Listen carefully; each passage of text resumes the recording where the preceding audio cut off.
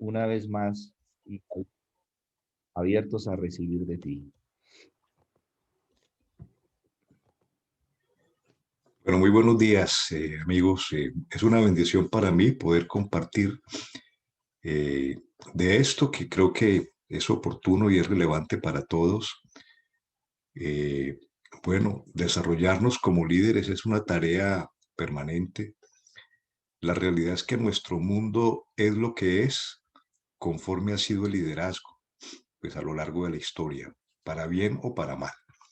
Y como decía Walter, el tema del liderazgo, como todo lo que es el mover del desarrollo humano, del desarrollo de nuestra civilización, pues no es algo estático, es algo muy dinámico y permanentemente también el tema del liderazgo ha ido teniendo su desarrollo, su evolución y nosotros pues como líderes necesitamos contextualizarnos de la manera más adecuada frente a los desafíos que, pues, que el mundo y el escenario en el que nos movemos demanda.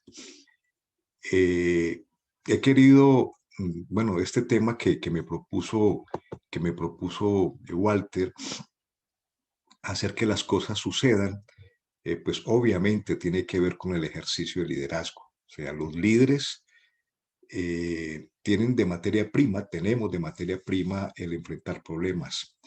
Y el liderazgo se legitima en la medida en que yo responda exitosamente y traiga solución a los problemas.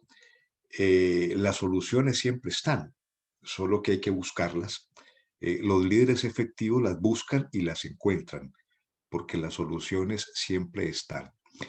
Y obviamente el hacer que las cosas sucedan implica que nosotros estemos siempre dispuestos a la acción. O sea que miren que el tema de hoy en sí mismo tiene que ver con un rasgo fundamental en el liderazgo y es la proactividad, es decir, que tengamos una disposición a movernos con iniciativa propia, a movernos con convicción personal y a movernos independientemente de las condiciones que nos rodean, independientemente de lo que el mundo nos diga, independientemente de tantos elementos externos que ahí están, a veces favoreciendo, otras veces obstaculizando nuestra acción de movimiento. Los líderes se mantienen en movimiento proactivamente. ¿Me están escuchando bien? Hola. ¿Sí? Ok. Y he querido empezar precisamente porque la vida es movimiento, es decir, la vida es movimiento, recordemos lo que encontramos en Génesis, ¿no? En el principio el Espíritu de Dios se movía. Un cadáver, pues es la ausencia de movimiento. Allí no corre nada, ¿no? La sangre no corre, las células están, bueno, detenidas, muertas. La mejor expresión de la ausencia de movimiento es un cadáver. En cambio, la evidencia de que la vida circula es el movimiento. Y nosotros lo vemos claramente, eh, desde el Génesis hasta Apocalipsis, cómo la vida de fe pues va en línea con esto, con el movimiento. De hecho, nos movemos porque sabemos que la fe requiere paticas, ¿no? Si no tuviera paticas, tal vez estaríamos hablando de misticismo, en fin, de tantas cosas, pero la fe igualmente es movimiento. Miren, por ejemplo, en Hebreos 11:8, hablando de uno de los héroes de la fe, como Abraham, siendo llamado, obedeció para salir al lugar que había de recibir como herencia y salió sin saber a dónde iba. En ocasiones, nuestra perspectiva de Dios demandará el que nos movamos, no porque el mapa lo tengamos totalmente definido, no porque las condiciones sean óptimas, no porque todo nos favorece, simplemente porque entendemos que Dios va delante de nosotros, abriendo caminos y entendiendo además que en el movimiento es que están las oportunidades. O sea, las oportunidades las vamos descubriendo en la medida de nuestras acciones. Creo que todos hemos vivido que sí, aparece un desafío tenemos algunas vislumbres, algunos elementos que nos dan la confianza de que debemos movernos, pero solamente hasta cuando damos el primer paso y en adelante vamos descubriendo, ¿no? Sendas donde creemos que no hay, como lo hemos cantado, ¿cierto? Vamos descubriendo las veredas, los caminos, las encrucijadas, donde vamos descubriendo las oportunidades. Y esto creo yo, pues va muy en línea con lo que hemos vivido todo este tiempo. Yo en lo que comparto todo el tiempo en las redes, que además me mantengo en movimiento, eso, eso implica, no es tan, ¿qué diríamos? En ocasiones cansa no estar moviéndose todo el tiempo en las redes, que a veces son como un agujero negro, ¿no? Que demandan. Sin embargo, pues es el tráfico de hoy. Difícilmente si estamos en movimiento vamos a estar al margen de lo que son las redes sociales, porque las redes sociales y el mundo virtual es estar en el tráfico, y tráfico es movimiento, ¿verdad? Y yo he compartido, sobre todo en este tiempo de crisis, que algunos llaman el tiempo de la interrupción, que para algunos ha sido un tiempo de parálisis, literalmente de confinamiento, no solamente de confinamiento físico. eh, los efectos, en cierta manera, el manejo que se le ha dado al tema de la pandemia ha paralizado mucha gente, ha frisado mucha gente, ¿no? Porque un elemento que frena, un elemento que inhibe, que condiciona frente al movimiento es el miedo, que es la antítesis de la fe. Ustedes ven que el miedo es la antítesis de la fe.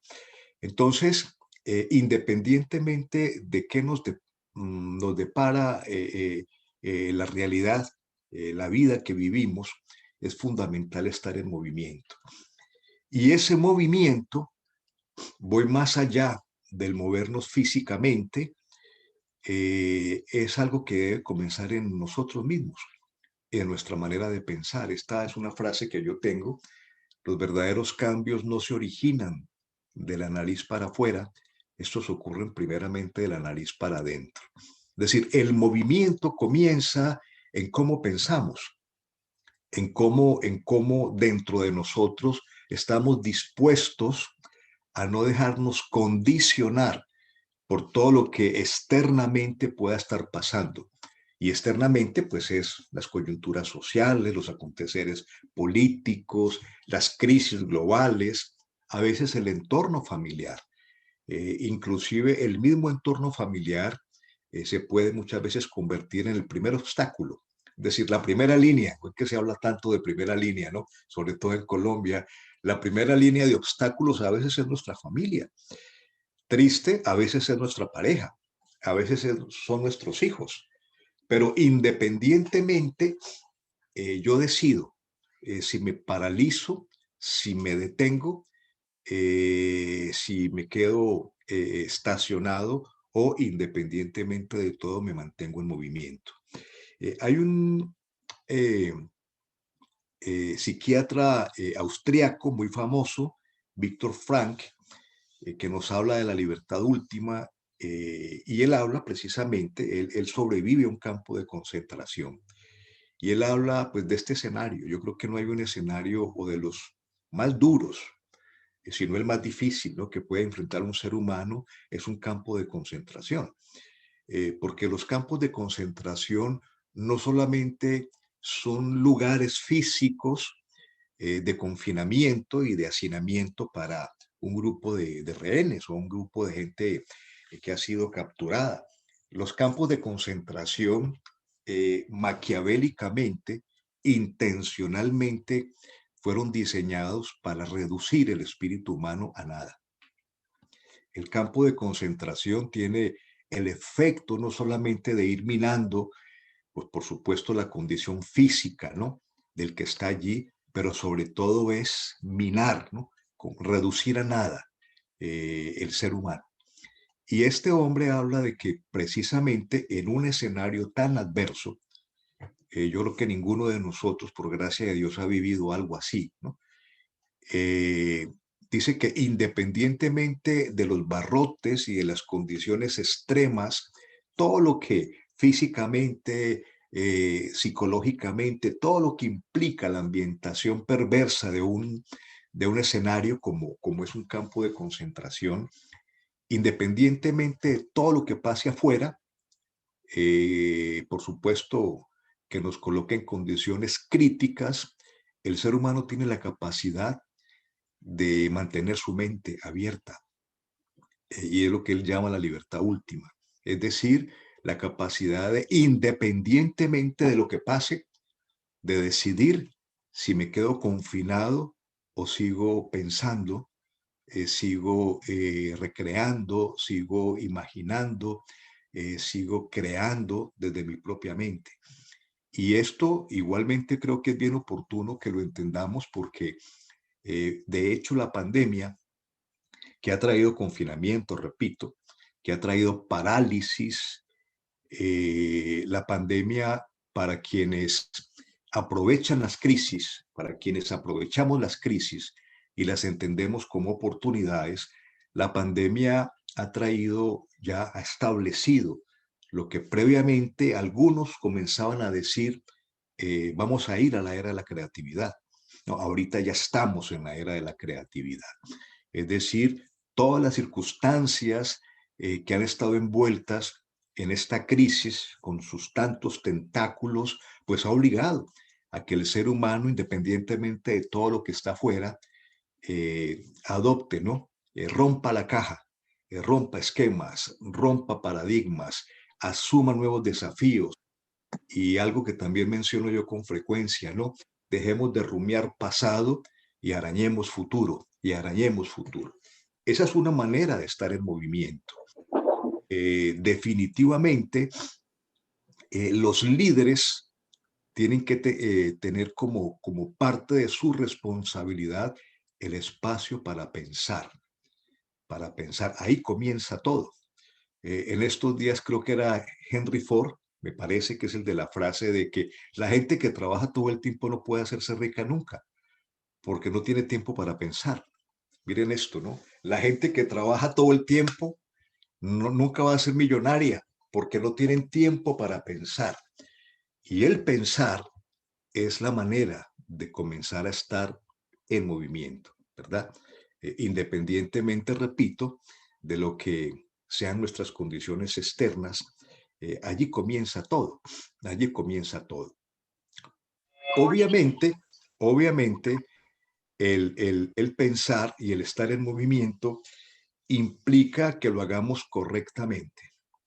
Eh, para empezar, el liderazgo exitoso implica que nos hagamos responsables de nuestra propia vida y estar dispuestos al cambio, al ajuste cuando sea necesario.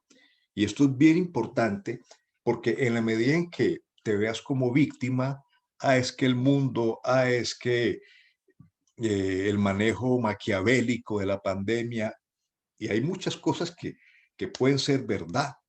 Yo particularmente sí creo que detrás de esta pandemia, o como algunos llaman la plandemia, han habido agendas y hay agendas muy particulares. Yo creo que seríamos muy tontos pensar de que todo esto realmente ha sido producto de la nada, cuando hay tanta evidencia de que hay tantas cosas que, que, que, que se hicieron planificadamente, pero independientemente de todo eso que pase, que los gobiernos, que las corporaciones, bueno, nuestra lucha espiritual, nuestro escenario eh, donde vivimos, que es una guerra permanente, independientemente de todo eso, lo peor que nos puede pasar frente al movimiento es vernos como víctimas.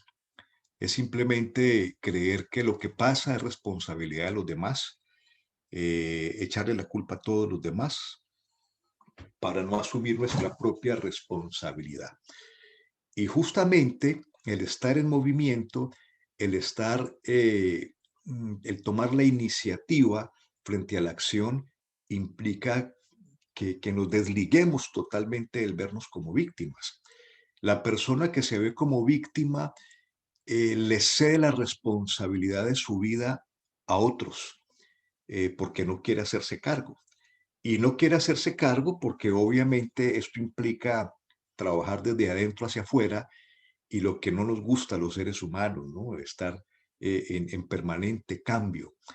A veces lo más cómodo es simplemente pensar que los demás resuelvan, que los demás son los que tienen la responsabilidad y yo simplemente me autoconmisero, me quedo en condición de víctima.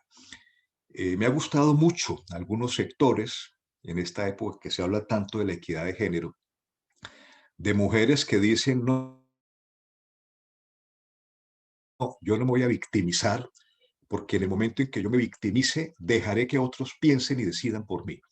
Miren cómo, y en la cultura nuestra, ¿no? Hay tanto esto de quedarnos como víctimas, o tanta gente, procuro no hacerlo, creo que ustedes tampoco, pero tanta gente que nos rodea se queda allí y es una trampa terrible, porque cuando la gente se queda como víctima, repito, otros toman decisiones, otros toman acciones y simplemente quien es víctima estará a merced y bajo la agenda de otros.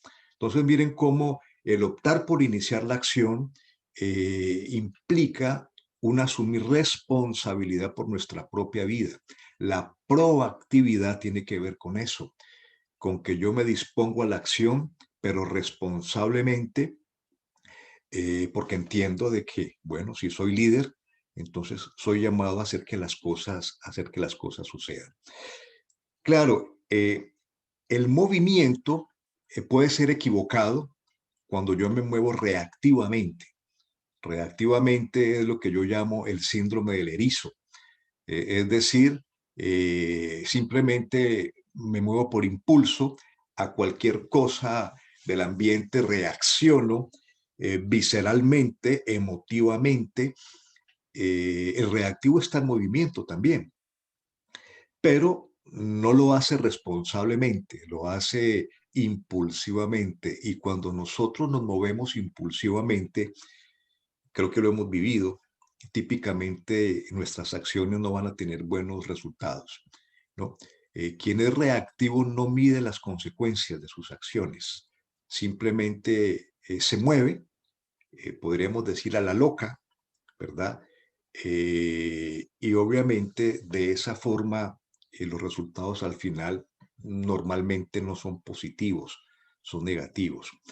Estar en movimiento implica que seamos proactivos y diferente a ser reactivos es que el proactivo mide la consecuencia de sus acciones, porque lo hace responsablemente, ¿verdad? Porque lo hace planificadamente, porque lo hace tratando de cubrirse con escenarios reales y aún en medio de que el movimiento implica riesgo, como la vida de fe, como la vida misma, ¿verdad? El estar en movimiento, por más fe que tengamos, siempre hay sombras en el camino, ¿verdad? Siempre hay que asumir riesgos.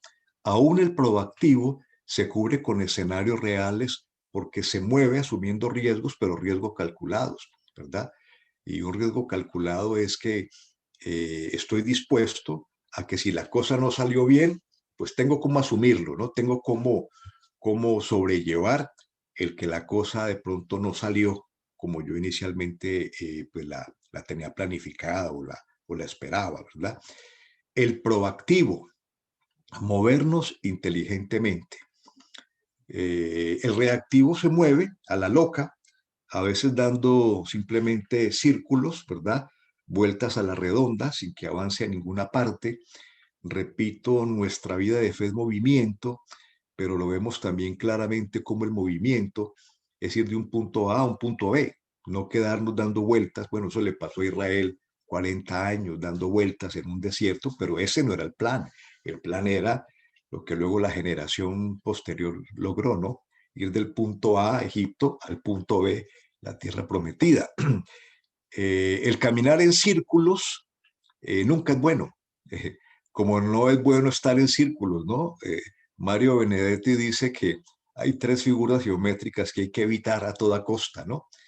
Los círculos viciosos, las mentes cuadriculadas, que a propósito, una mente cuadriculada difícilmente está abierta al movimiento, al cambio, y hay que evitar la otra figura geométrica, ¿no? Los triángulos amorosos, ¿no? Esas son las tres figuras que plantea Benedetti que hay que evitar. Círculos viciosos, mentes cuadriculadas y triángulos amorosos. Bien, ¿de qué manera yo soy proactivo? Porque me hago responsable de mi propia vida, ¿verdad? Y dos, porque hago que las cosas sucedan, logro que las cosas sucedan. Repito, nuestro liderazgo se legitima en la medida no tanto del discurso, sino siempre estará respaldado por los hechos. Por ejemplo, vemos cómo frente al discurso se logran simpatías inmediatas. Eso pasa, por ejemplo, con los políticos, ¿no? Más los populistas, que saben despertar las pasiones, que saben apelar, ¿no?, a los intereses cómodos de la gente. Entonces logran simpatías y hasta ganan las elecciones. Pero muy raro ver un político que con el tiempo no vea su curva descendiente en cuanto a cómo lo ve la gente, ¿no? Porque del dicho y del discurso, pues al hecho hay mucho trecho. El líder se mantiene en movimiento de manera responsable, de manera planificada, anticipando consecuencias, anticipando resultados, cubriéndose con escenarios reales, asumiendo riesgos pero calculados, pero siempre en movimiento, siempre en movimiento. Esto para mí se ha vuelto una convicción, porque nosotros que estamos entre los 50 y los 60, la gran mayoría de los que nos reunimos acá, estamos cerca, algunos ya, en lo que en nuestro mundo habla la tercera edad. La tercera edad, que yo me he vuelto ¿qué diríamos? Un contrincante a esa frase y a esa perspectiva de vida. Porque la tercera edad para mí huele a formol, ¿verdad? Huele a formol. Es decir, como diría un gran amigo mío, en el escenario de la tercera edad, ahí están, ¿no?, revoloteando los chulos, los opilotes, ¿cómo llamarle? No sé, en cada país tiene su respectivo nombre, ¿no? Es un oráculo de muerte, a mis amigos. El concepto tercera edad es un oráculo de muerte. ¿Por qué? Porque pensemos en lo que se piensa en la tercera edad. La cantidad de viejitos, ¿verdad? Imagínense a los 60 años sentirse viejito, pero es la triste realidad de mucha gente. La cantidad de viejitos jugando dominó en las plazas, ¿verdad? Rumiando pasado, con frases como todo tiempo pasado fue más chusco, todo tiempo pasado fue mejor. Y resulta de que el concepto tercera edad en sí mismo trae implícito una palabra de desahucio, ¿no? Y nuestro mundo es muy solícito en desahuciar a la gente. El movimiento siempre nos debe proyectar al futuro, no rumiar el pasado, ¿no? Y yo particularmente, y es mi desafío, procuro que sea una consistente en mi vida y lo que comparto todo el tiempo, que seamos personas que nos mantenemos en movimiento, que la vida circule en nosotros hasta que estemos vivos. Es decir, hasta que el Señor decida que estemos con vida en este mundo, ¿no? Porque mucha gente murió en el año 2020, lo enterraron en el año 2035, el día que cesó el movimiento, el día que no hubo disposición al cambio, el día que no se miró hacia el futuro. Perspectiva de futuro es la que tenemos que mantener. No caer en el error de limitarnos a nuestra edad física. Sí, nos vamos a volver viejos y un día nos vamos a morir. Eso es una realidad. Pero miren cómo nuestro Señor Jesús, dice la Biblia, de que Él sobrellevó el oprobio de la cruz, colocando el gozo por delante, ¿verdad? Una perspectiva de futuro, aún en el escenario más crítico, ¿no? En el escenario de la cruz. Y yo creo que el liderazgo es, y tomo el ejemplo de un gran líder, el doctor Bill Bright, fundador de Campus Crusade, que a los 80 años no solamente se dedicó a escribir para enseñar a morir, porque dejó un legado de escritos, aparte de todo lo que había escrito a lo largo de su vida, enseñando a morir. Pero además, a los 80 años todavía seguía planificando con su equipo de liderazgo para los siguientes 50 años. Pues obviamente que ya no le iba a tocar, ya no le iba a tocar, pero estaba planificando con su liderazgo global para los siguientes 50 años, ¿no? Y repito, esto tiene que amanecernos a nosotros. No esperemos que el mundo nos mantenga actuales, no esperemos que la sociedad nos mantenga vigentes. Si no hay movimiento en nosotros, la acción, la disposición, la proactividad, el hacer que las cosas sucedan, pues no se van a dar nada, no van a ocurrir, ¿verdad? Porque se requiere esto y es un rasgo fundamental en el liderazgo, ¿no? La proactividad. Por supuesto, esto implica, y ahorita que estamos en los Juegos Olímpicos, que además siempre tienen historias tan especiales, ¿no? Casi siempre de nuestra América Latina, los que vemos que ganan sus medallas son gente que sí que ha sido proactiva. Estaba mirando el caso de Richard Carapaz, el ecuatoriano que ganó medalla de oro en ciclismo, ¿no? Ejemplos de vida, ejemplos de liderazgo, ejemplos de gente proactiva. Y sí que aplica esto porque normalmente no tuvieron fácil nada, ¿no? Casi siempre les tocó al principio solos, ¿no? Luego ya nuestro mundo querrá cabalgar sobre sus glorias y no falta el que se sube al bus de la victoria, ¿no? Pero típicamente es un tema de tu lucha personal, de tu fe en ocasiones, de la ayuda de unos pocos y sobre todo de la gracia de Dios en tu vida, ¿no? Claro, esto implica disciplina. La disciplina que nos cuesta tanto a nosotros, la cultura latina, ¿no? La proactividad va muy ligada a la disciplina, que nos cuesta, a mí me cuesta mucho, ¿no? Quisiera ser mucho más disciplinado, ¿no? Aprovecharme más, y en un buen sentido lo digo, ¿no? Aprovecharnos más, ¿no? Sacarnos más provecho, no exprimirnos más, aprovechar lo que Dios ha puesto en nosotros de una manera mucho más efectiva. La disciplina, al final, la disciplina es la verdadera capacitación que produce cambios. Y repito, movimiento es cambio. Movimiento es cambio, ¿no? La vida de fe es cambio, ¿no? Es ir de un lugar a otro, ¿no? Es cambiar un escenario X a un escenario Y. Y se producen los cambios cuando tenemos ese rasgo fundamental, ¿no? Como líderes proactivos, la disciplina. Miren cómo en la vida típicamente todos los seres humanos tenemos como dos grandes maestros, ¿no? Que nos enseñan, nos dejan lecciones importantes, cobran caro, o sea, los buenos maestros debemos cobrar caro, aunque casi siempre es una actividad muy sacrificada y a veces muy poco reconocida, valorada, ¿no? Pero los maestros estos cobran caro. El uno es el maestro de las consecuencias, que nos cobra caro porque nos enseña después de, y ese precio que es caro es el dolor, ¿no? Es el dolor. El maestro de las consecuencias nos enseña, pero nos enseña después de, entonces nos cobra con el dolor. El otro maestro es el que nos enseña antes de, ¿verdad? Antes de, igualmente nos cobra caro. Es el maestro de la sabiduría y nos cobra con la disciplina. O sea, la disciplina es el precio a pagar cuando queremos ser buenos alumnos del maestro de la sabiduría, ¿verdad?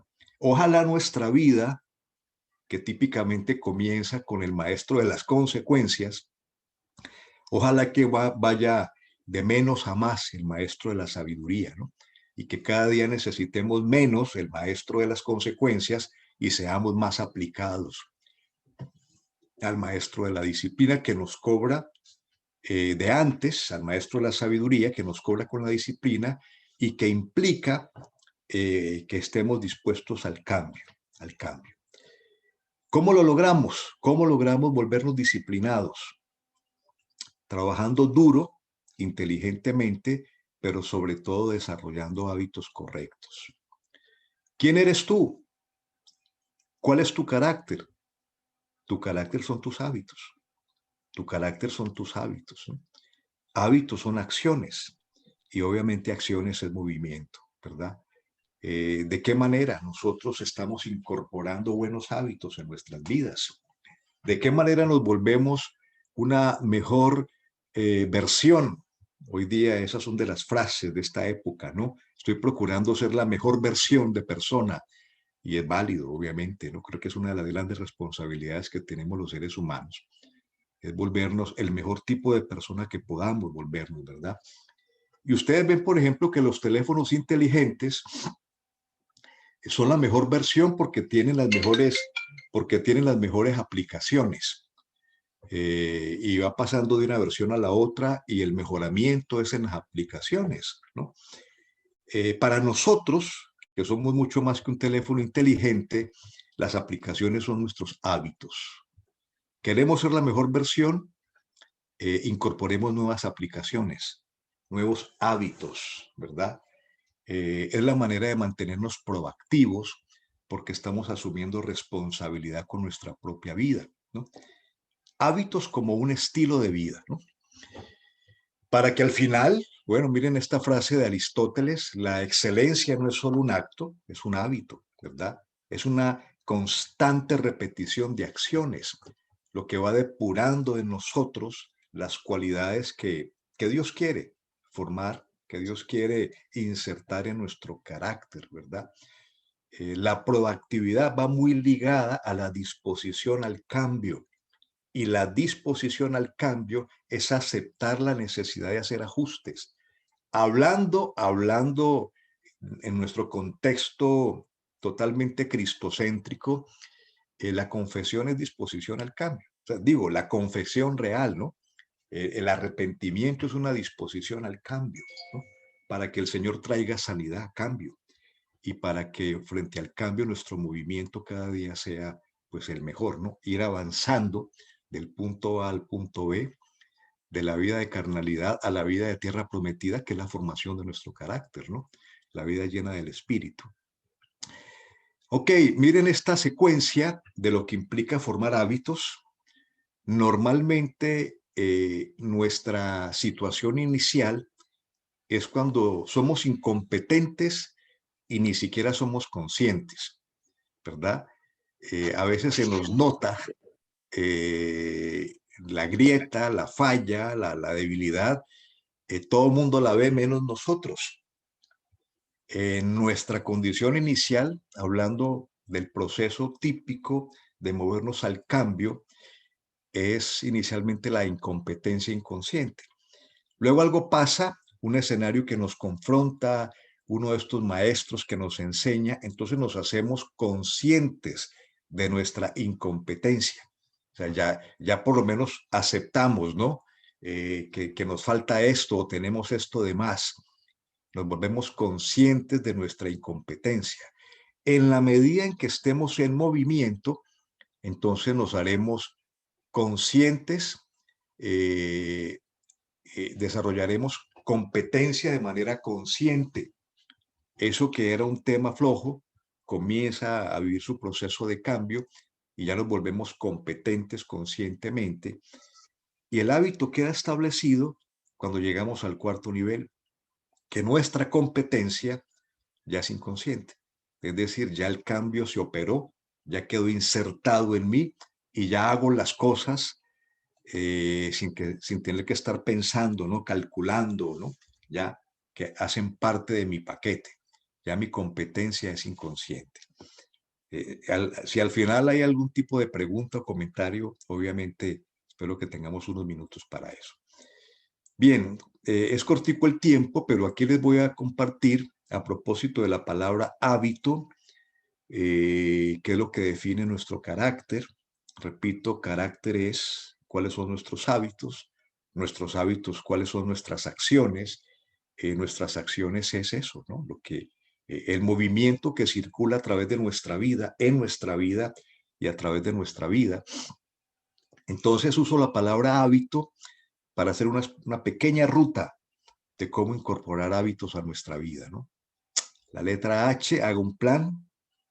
¿Qué hábito necesito desarrollar o eliminar?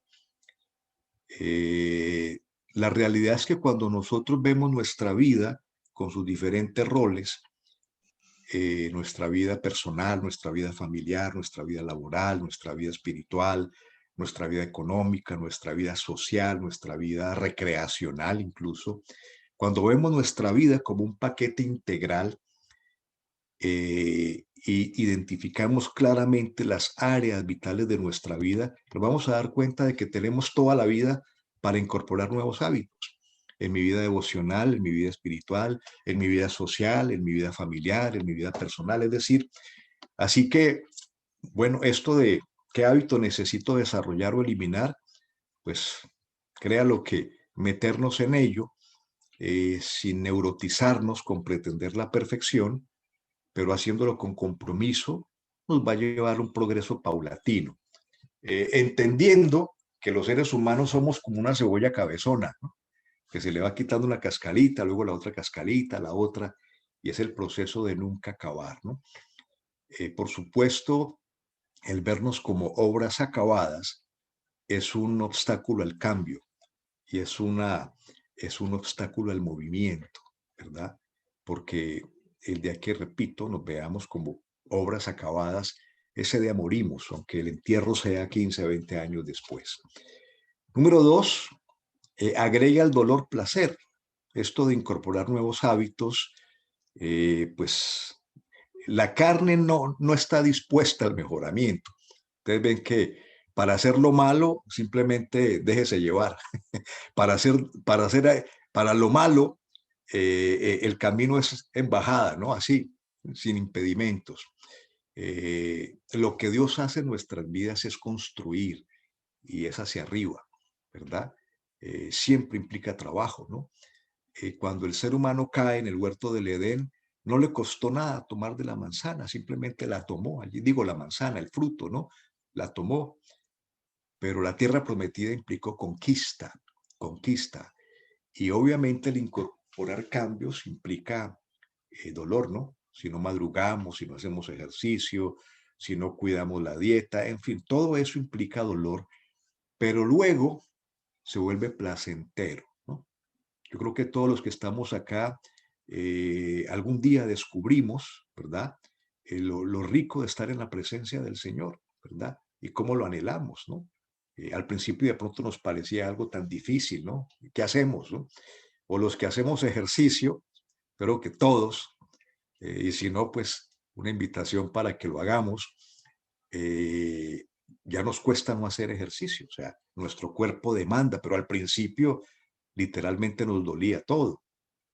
Los que queremos cuidar el peso y abstenernos de tanta comida que no nos conviene, pues nos cuesta, ¿no? Porque tenemos nuestros gustos y demás, pero luego vemos el efecto de la buena salud, el efecto de los hábitos saludables, cómo obviamente repercute en nuestra calidad de vida. Entonces, esto de agregar al dolor placer es que al principio nos cuesta, pero luego vemos el beneficio, ¿no?